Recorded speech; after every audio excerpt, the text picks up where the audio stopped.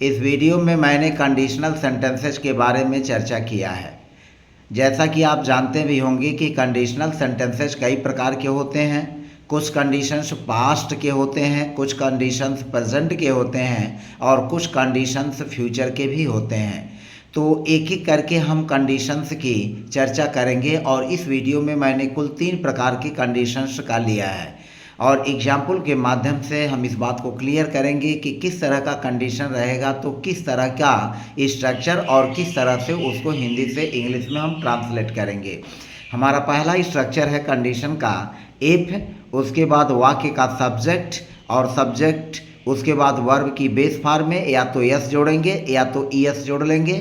उसके बाद again subject रहेगा, उसके बाद विल या शैल का यूज करेंगे और वर्ब की फर्स्ट फॉर्म का यूज कर लेंगे।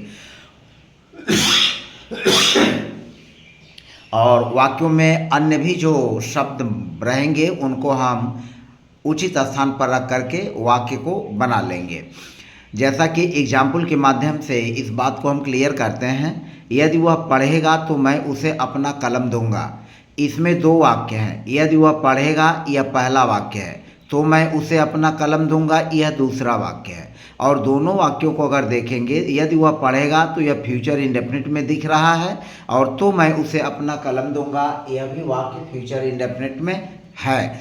लेकिन यह प्रेजेंट की कल्पना है, प्रेजेंट की शर्त है, कल्पना नहीं है, प्रेजेंट की शर्त है। और प्रेजेंट में शर्त क्या लग रहा है कि यदि वह पढ़ेगा तो मैं उसे अपना कलम दूंगा अन्यथा नहीं दूंगा। अब यहाँ पर देखें, यदि वह पढ़ेगा, यहाँ गागी के आया है, लगता है कि यह फ्यूचर इंडेफिनिट है लेकिन वाकई में यह फ्यूचर इंडेफिनिट टेंस का वाक्य नहीं है। जो वाक्य यदि से जुड़ा रहता है या अगर से जुड़ा रहता है वह होता है प्रेजेंट इंडेफिनिट में, यानी हम इसका ट्रांसलेशन ही प्रेजेंट इंडेफिनिट में करेंगे। और जो यह बाद का वाक्य आया, दूसरा वाक्य जो है यह फ्यूचर इंडेफिनिट में आया है। कहने का मतलब इफ़ वाला वाक्य प्रेजेंट इंडेफिनिट में होगा और उसके बाद वाला वाक्य फ्यूचर इंडेफिनिट में होगा। तो आप इस स्ट्रक्चर को ऐसे भी कर सकते हैं, इफ़ और फिर प्लस प्रेजेंट इंडेफिनिट और उसके बाद फिर हो जाएगा फ्यूचर इंडेफिनिट। इसको ऐसे भी समझ सकते हैं शॉर्ट में।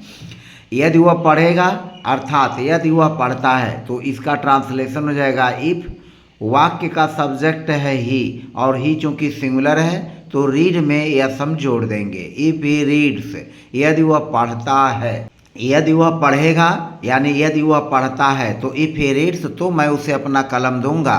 तो आई और आई के साथ यहाँ पर लिख लेंगे शैल, आई शैल गिव, आई शैल गिव और फिर हो जाएगा हिम या हर, कोई भी यूज कर सकते हैं। I shall give him my pen, I shall give him my pen, मैं उसे अपना कलम दूंगा।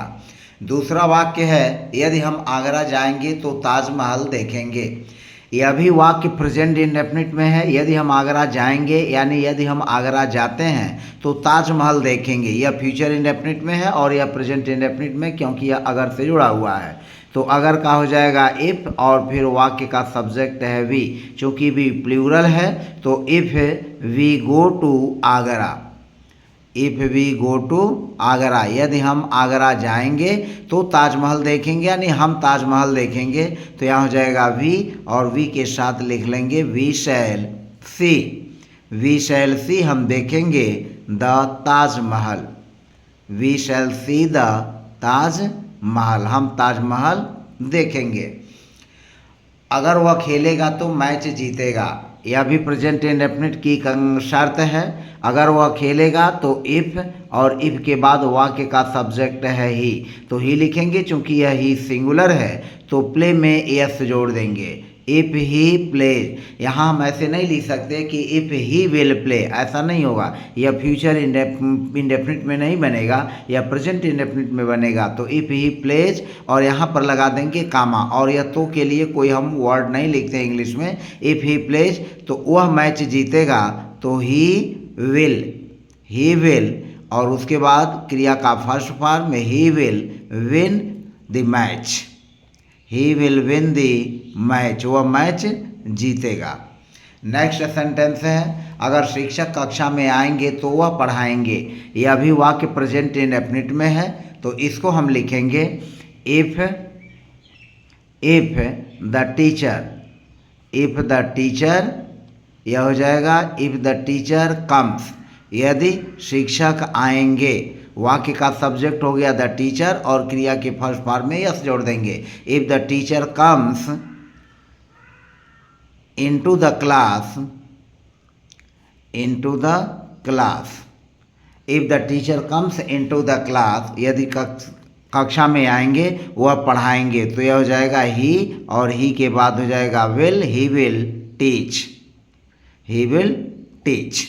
नेक्स्ट सेंटेंस है यदि तुम कमज़ोर हो तो तुम्हें वहाँ नहीं जाना चाहिए, तो इसको लिखेंगे इफ़ और यह हो जाएगा यू, सब्जेक्ट है वाक्य का, और are, if you are weak, if you are weak यह प्रेजेंट में हो गया। इफ़ यू आर वीक, यदि तुम कमज़ोर हो तुम्हें वहाँ नहीं जाना चाहिए, तो यू शुड नॉट, क्योंकि यहाँ पर चाहिए है तो you should not go there, you should not go there, तुम्हें वहाँ नहीं जाना चाहिए।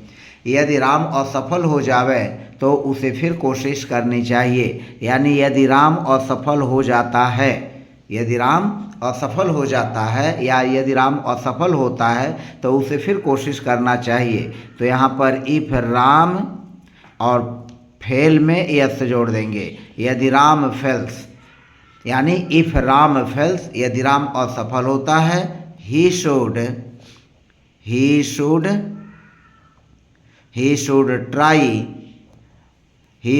ट्राई मोर, उसे फिर से कोशिश करनी चाहिए। यदि तुम्हारा भाई पढ़ता है तो वह इनाम जीतेगा, यहाँ पर हो जाएगा if your brother, if your brother, यदि तुम्हारा भाई, और यह हो जाएगा reads, if your brother reads, यदि तुम्हारा भाई पढ़ता है वह इनाम जीतेगा, तो he will win the prize, he will win the prize. If your brother reads, यदि तुम्हारा भाई पढ़ता है, he will win the prize, वह इनाम जीतेगा। अब यहाँ पर देखें, यह जो है काल्पनिक शर्त है, यानी इमेजिनरी कंडीशन है, काल्पनिक शर्त की गई है। और कल्पना के वाले शर्त में इफ़ होता है, उसके बाद सब्जेक्ट लिखते हैं, और सब्जेक्ट सिंगुलर हो या प्लूरल हो उसके साथ वर्ब का यूज करते हैं, फिर अगेन सब्जेक्ट लिखते हैं और सब्जेक्ट के बाद वुड और वुड के बाद वर्ब की फर्स्ट फॉर्म का यूज कर लेते हैं। जैसे यदि वह वहाँ होता तो उसे पुरस्कार मिलता, ऐसे वाक्यों के अंत में यहाँ पर जो है तातीते आता है। यदि वह वहाँ होता, कल्पना की जा रही है कि यदि वह वहाँ होता तो उसे पुरस्कार मिलता।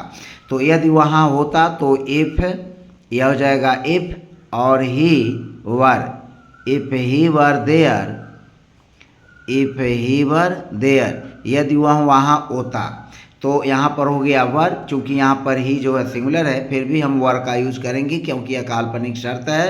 इफ़ ही वर देयर, यदि वह वहाँ होता तो उसे पुरस्कार मिलता, तो यह लिखेंगे ही विल, ही विल का वुड हो जाएगा he would get reward, he would get reward, उसे इनाम मिलता। यदि वह रानी होती तो सबको प्रसन्न कर देती, तो यहाँ पर हो जाएगा इफ़ शी, और शी के साथ यहाँ वर का यूज होगा होती के लिए। If she were a queen, if she were a queen, यदि वह रानी होती सबको प्रसन्न कर देती, तो यह हो जाएगा शी और शी के साथ वुड का यूज करेंगे। She would please, she would please, वह सबको प्रसन्न कर देती, everybody, she would please everybody. यदि मैं चिड़िया होता तो उड़ जाता, तो यह भी भविष्य की कल्पना की शर्त है। तो इफ़ और यहाँ पर लिखेंगे आई के साथ यहाँ पर यूज करेंगे वर का। यदि मैं चिड़िया होता, if I were a bird, if I were a bird, यदि मैं चिड़िया होता तो उड़ जाता, तो यहाँ पर हो जाएगा आई और आई के साथ यहाँ पर वुड का यूज करेंगे। और फ्लाई मीन्स उड़ना, तो फ्लाई की फर्स्ट फॉर्म हो जाएगी I would fly. If I were a bird I would fly, if I were a bird I would fly, तो मैं उड़ जाता। अगर वह धनी होता तो गरीबों की मदद करता, तो यह भी काल्पनिक शर्त ही है कि धनी है नहीं। यदि वह धनी होता तो if if he were rich, if he were rich, यदि वह धनी होता, गरीबों की मदद करता, तो यहाँ पर हो जाएगा ही और विल का सेकेंड फॉर्म हो जाएगा would. He would help, he would help, वह मदद करता, the poor, he would help the poor, वह गरीबों की मदद करता। If he were rich he would help the poor. अगर वे गरीब होते तो यहाँ आते, तो इफ़ और यहाँ पर वे का हो जाएगा दे और उसके बाद यूज करेंगे were. If they were poor, if they were poor, यदि वे गरीब होते तो यहाँ आते, तो यहाँ पर हो जाएगा दे और दे के साथ यहाँ पर वुड लिख लेंगे, दे वुड कम, तो वे यहाँ आते। If they were poor they would come. तो इस तरह से हमने इन 5 वाक्यों में काल्पनिक शर्त की कल्पना जिसके पूरे होने की संभावना लगभग नहीं के बराबर होती है और हो भी सकती है। जैसे यदि वह वहाँ होता तो उसे पुरस्कार मिलता, लेकिन यदि वह रानी होती तो सबको प्रसन्न कर देती, तो सबको प्रसन्न करना संभव नहीं है। तो ये काल्पनिक शर्त जो है, ऐसे काल्पनिक शर्त के पूरा होने की कोई संभावना नहीं होती। भूतकाल की शर्त, पास्ट कंडीशन। भूतकाल की शर्त में देखें, इसको हम बनाएंगे इफ़, वाक्य का सब्जेक्ट, उसके बाद हैड और हैड के बाद वर्ब की थर्ड फॉर्म, अगेन सब्जेक्ट, फिर वुड हैव का यूज करेंगे और वुड हैव के बाद अगेन वर्ब की थर्ड फॉर्म का यूज करेंगे। एक एक एग्जाम्पल के माध्यम से चीज़ों को समझते हैं। यदि मोहन कठिन परिश्रम करता तो पास हो जाता, तो यहाँ पर लिखेंगे इफ़ और फिर हो जाएगा मोहन, इफ़ मोहन, और यहाँ पर हो जाएगा हैड, इफ़ मोहन हैड, और कठिन परिश्रम करना तो वर्क और वर्क का थर्ड फॉर्म हो जाएगा worked. If Mohan had worked hard, if Mohan had work hard, यदि मोहन कठिन परिश्रम करता तो पास हो जाता, तो यहाँ पर लिखेंगे ही वुड हैव, ही वुड, और वुड के साथ अब यहाँ पर हैव का प्रयोग होगा, ही वुड हैव, और पास की थर्ड फॉर्म हो जाएगी pass, he would have pass. If Mohan had work hard, यदि मोहन कठिन परिश्रम करता, ही वुड हैव पास्ड, वह पास हो गया होता, यह अर्थात वह पास हो जाता। तो यहाँ वुड हैव का यूज करेंगे और यहाँ पर हैड और हैड के बाद वर्ब की थर्ड फॉर्म, वर्ब की थर्ड फॉर्म हो जाएगी और यहाँ पर भी वुड हैव के बाद भी वर्ब की थर्ड फॉर्म ही यूज होगी। नेक्स्ट सेंटेंस है, अगर तुम दौड़े होते तो इनाम जीत जाते, तो यहाँ पर लिखेंगे इफ़ और यू वाक्य का सब्जेक्ट है और यह हो जाएगा हैड, यह पास्ट की जो है कल्पना है। इफ़ यू हैड रन, यदि तुम दौड़े होते कामा तो इनाम जीत जाते, तो यहाँ पर अगेन हो जाएगा you would have, you would have one, you would have one the reward, you would have one the reward, तो तुम इनाम जीत जाते। If you had run you would have one the reward, तो तुम इनाम जीत जाते।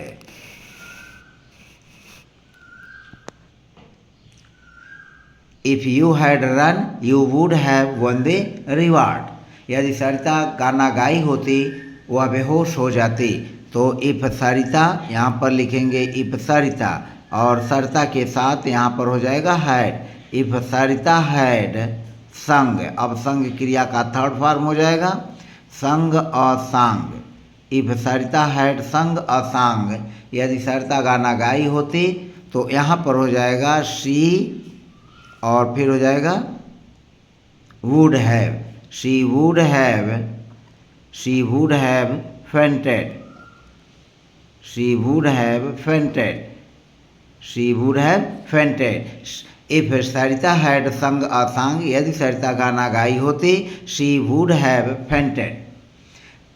अगर तुमने पत्र लिखा होता तो मैं इसे डाकखाने में डाल दिया होता, अगर तुमने पत्र लिखा होता तो if और फिर हो जाएगा you, if you had, if you had written, if you had written the letter, if you had written the letter, यदि तुमने पत्र लिखा होता, तो यहाँ पर हो जाएगा हैड और क्रिया का थर्ड फॉर्म रिटन, लिखना का। तो if you had written the letter, मैं इसे डाकखाने में डाल देता तो आई वुड हैव